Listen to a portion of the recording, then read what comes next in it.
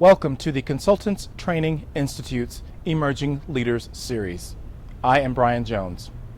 In this installment of the Emerging Leaders Series, we will feature a discussion with Melissa Bizyak. Melissa is a CPA, ABV, CVA, with the firm Grossman, Yannick & Ford in Pittsburgh, Pennsylvania. She has practiced in public accounting for over 17 years and focuses her business valuation experience for the purposes of valuing professional practices, manufacturing, oil and gas, various technology industries, employee stock ownership plans, marital dissolution, buy-sell transactions, shareholder disputes, value enhancement, and also gift and estate tax purposes. She is a past chair of NACVA's Valuation Credentialing Board and is currently serving as the president of the Estate Planning Council for Pittsburgh, Pennsylvania. She is also a lead instructor in NACVA's CVA and AVA certification and recertification programs. Please enjoy this installment of the Emerging Leaders series with the emerging leader, Melissa Bizyak. Melissa, thank you for all the support you've given to the organization over the years. So why the accounting profession? How did you get involved? Why did you choose accounting for your career path? And tell us a little bit about sort of your undergraduate work and why you kind of selected accounting to be your career. Okay. I actually think accounting pretty much selected me. I was pre-med at the University of Pittsburgh, and classes were very demanding, time and attention. And when I got burnt out, approaching my junior year, I met with my counselor at the university as well as my uncle.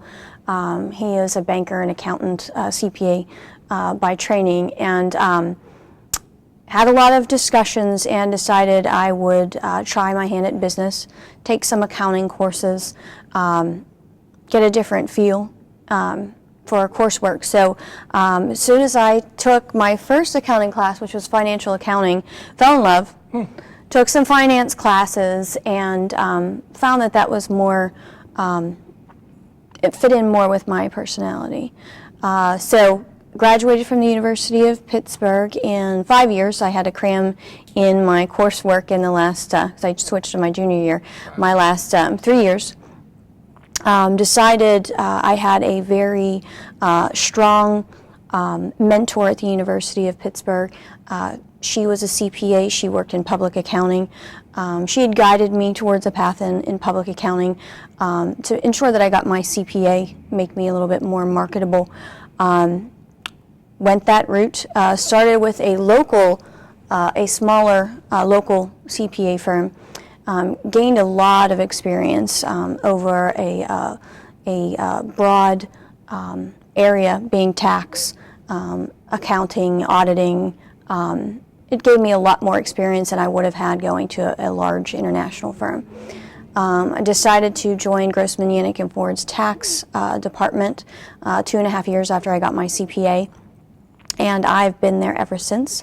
I worked my way from a junior staff to I'm currently a partner.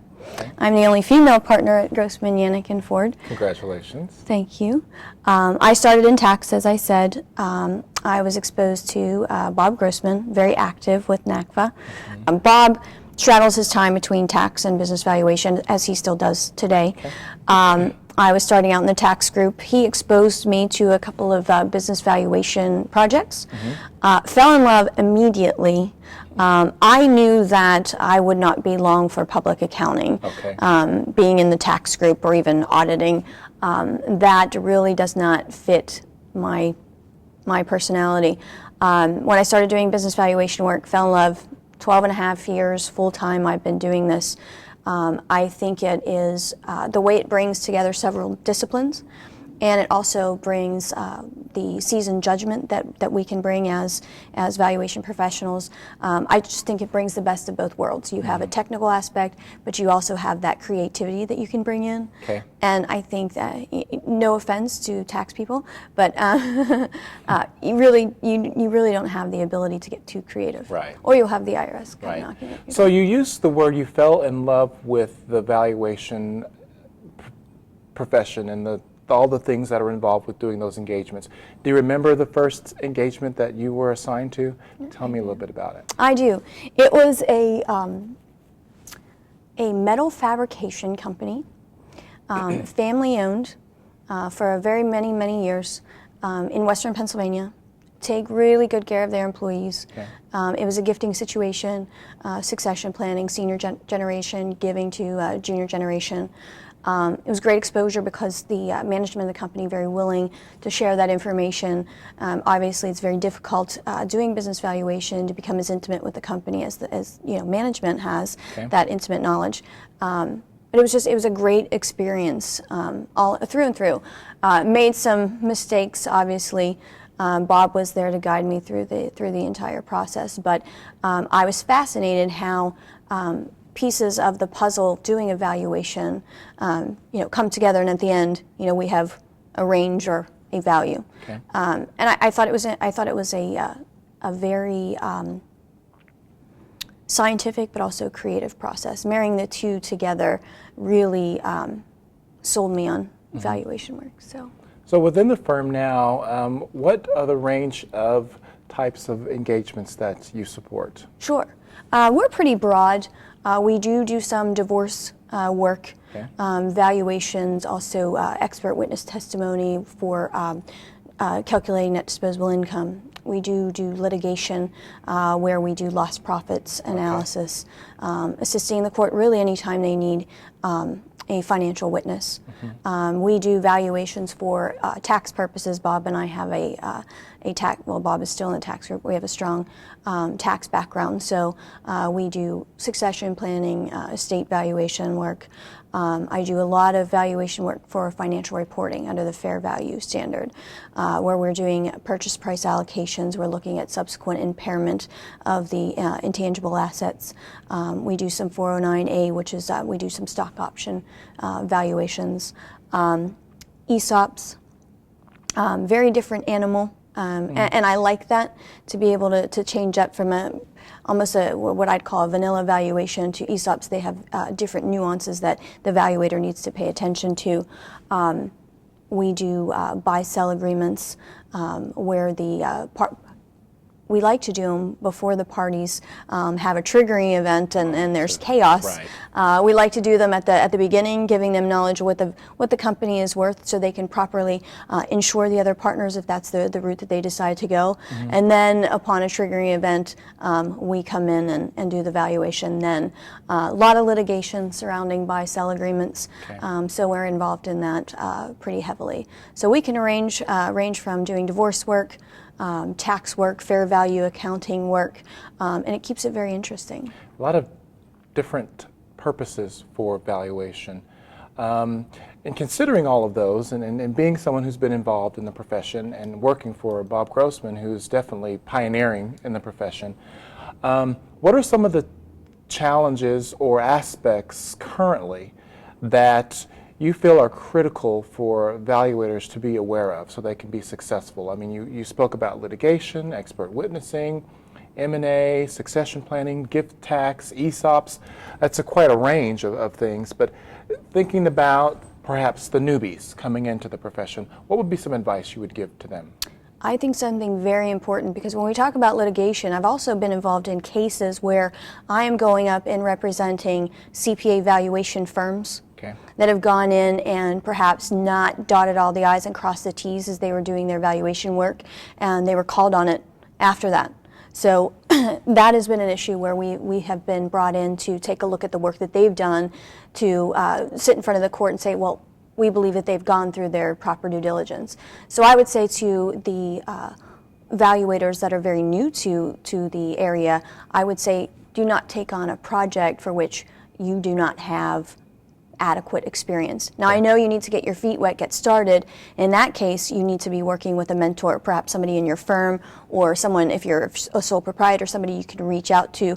NACVA has a great program. I've assisted people in a mentor capacity to get them through certain engagements, offering to review their reports.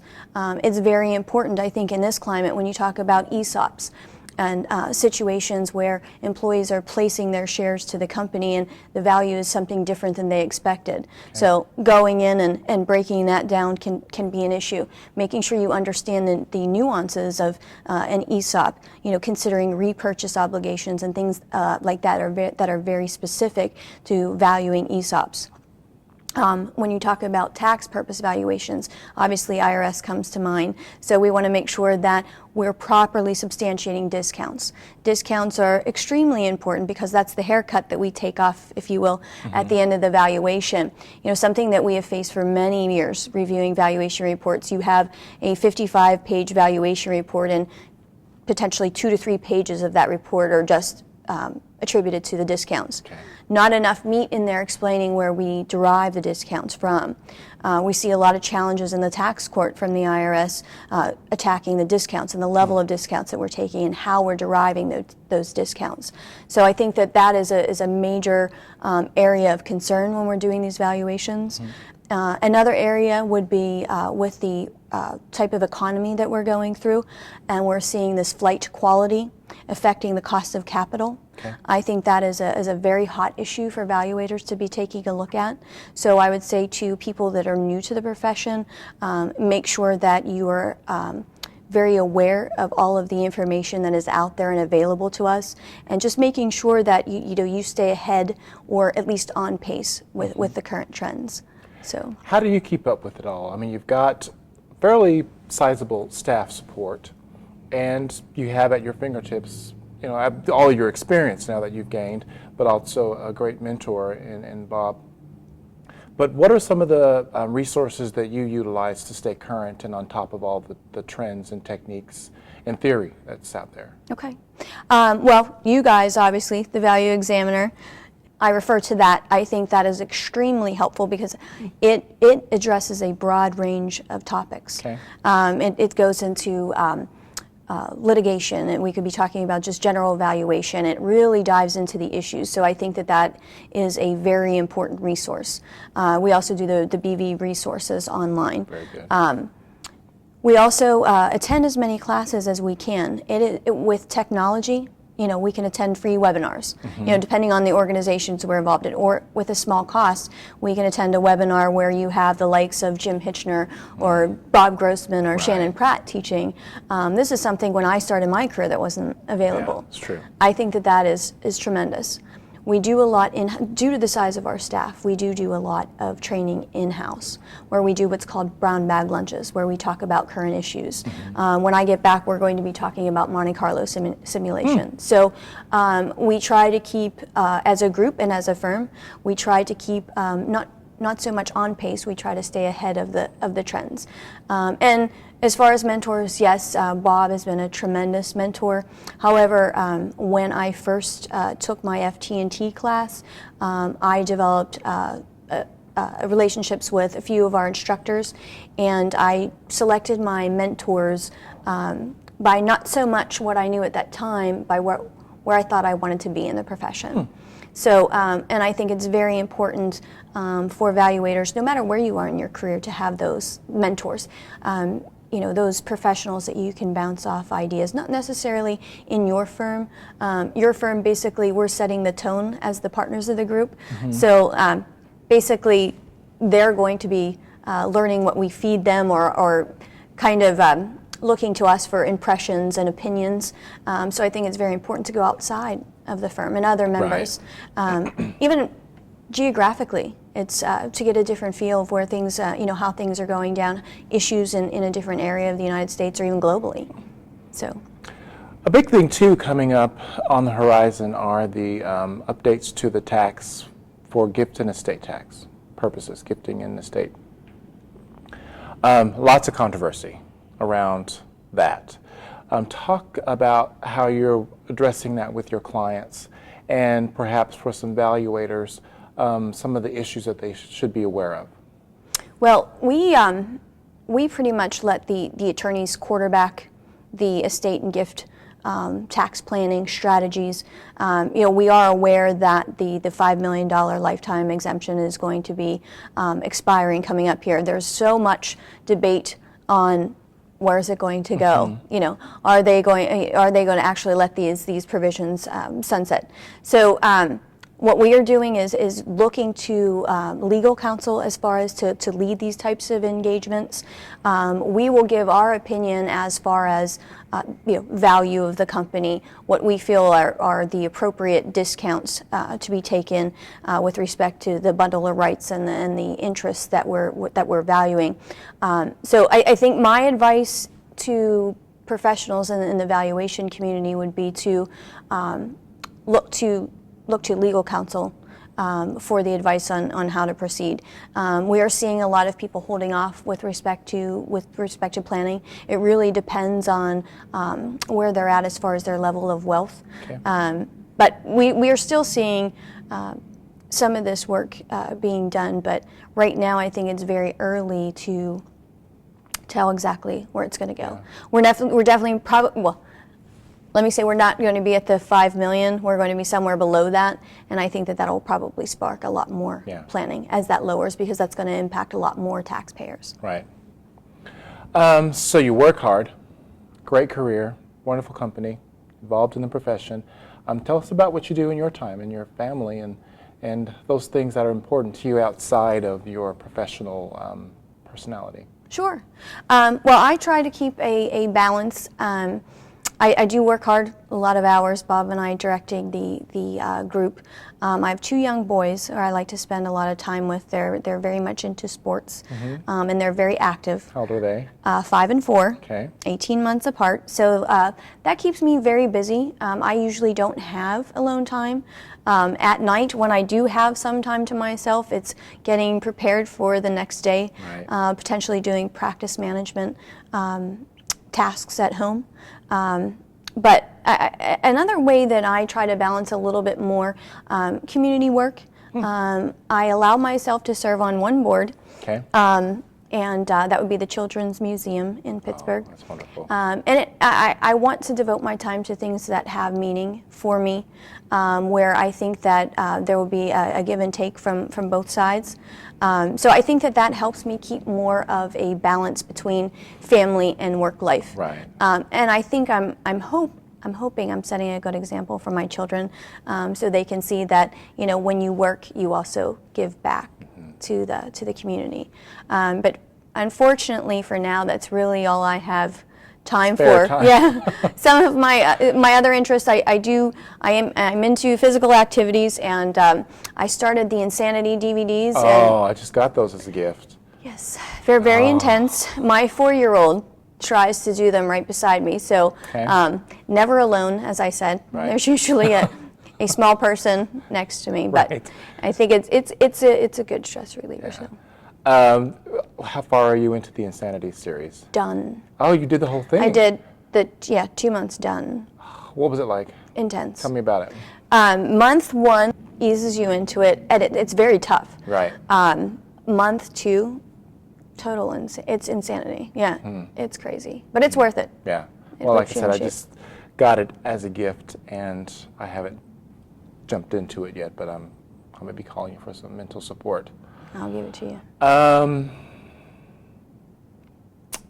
So here at the conference, you're presenting a session with an IRS tax attorney and evaluator, talking about that whole relationship between the three. What's on deck for that presentation at the Dallas conference? Oh, it's going to be great, because I think that bringing in the 3 perspectives, getting everyone in the room, and asking questions that I think evaluators across the country are dealing with issues with respect to submitting reports to the IRS, type of report that would get by the IRS. What are we looking at as far as discounts? S corporation, tax affecting issues, questions that we're trying to resolve over the years, ongoing debates, but I think that this will be tremendous in that we have 3 people in the room that have 3 very different perspectives. So I think that the audience will be very pleased to hear what each party has to say. I think Bob Grossman will do a great job presenting the valuation issues, which I'm sure everybody in the room is very aware of because they're dealing with them on an ongoing basis. Right.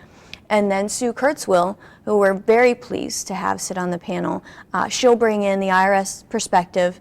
And she's also an ASA, so she's been doing these things for 29 years, I believe. So her perspective, even as evaluator, is going to be great.